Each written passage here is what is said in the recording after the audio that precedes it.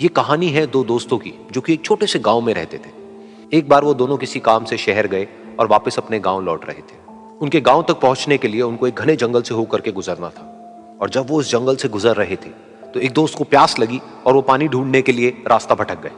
थोड़ी ही देर बाद शाम हो गई और रात होने ही वाली थी तो उन दोनों की नजर एक गुफा पे पड़ी जो कि पेड़ों से घिरी हुई थी चारों तरफ से। तो उन्होंने सोचा कि यही जगह ठीक है रात बिताने के लिए।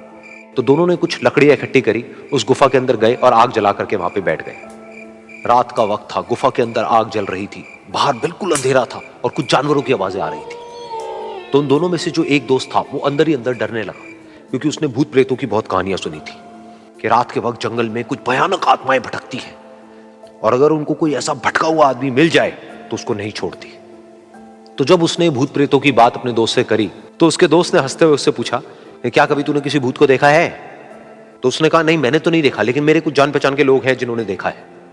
तो उसके दोस्त ने उसको समझाने की बहुत कोशिश करी कि यार ऐसी सुनी सुनाई बातों पर विश्वास नहीं करते हैं, अब तू सो जा और मुझे भी सोने दे, मुझे नींद आ रही है। और इतना कह करके उसका दोस्त वहीं पर लेट गया और थोड़ी देर में सो गया। लेकिन वो जो अंदर से डरा हुआ था वो लेट तो गया लेकिन उसको नींद नहीं आ रही थी। उसको लग रहा था कि शायद यहां पर कहीं कोई है जो छुप करके कहीं से उसको देख रहा है।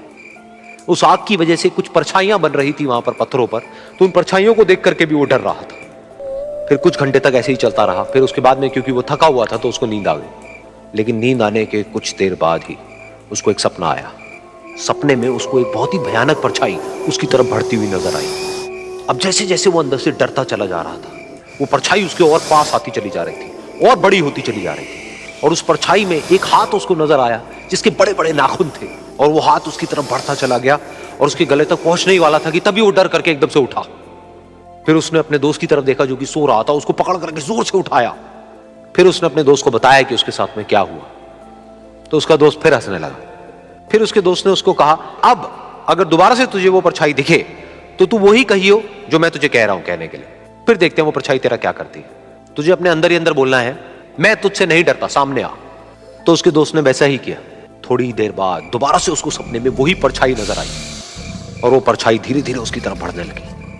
लेकिन इस बार वो उस परछाई से डरा नहीं बल्कि अपनी पूरी हिम्मत जुटा करके उसने वही कहा, मैं तुझसे नहीं डरता, सामने आ। मैं तुझसे नहीं डरता, सामने आ। मैं तुझसे नहीं डरता, सामने आ। जैसे जैसे वो ये बोलने लगा वो परछाई छोटी होने लगी और उससे दूर होने लगी। वो बोलता रहा, वो परछाई छोटी होती रही और धीरे धीरे वो परछाई दिखनी बंद हो गई। बिल्कुल ऐसा ही हमारी जिंदगी में भी होता है। हमारे अंदर जितने भी डर है उससे हम जितना डरते हैं हम उतना ही छोटे होते चले जाते हैं और वो डर उतने ही बड़े होते चले जाते हैं।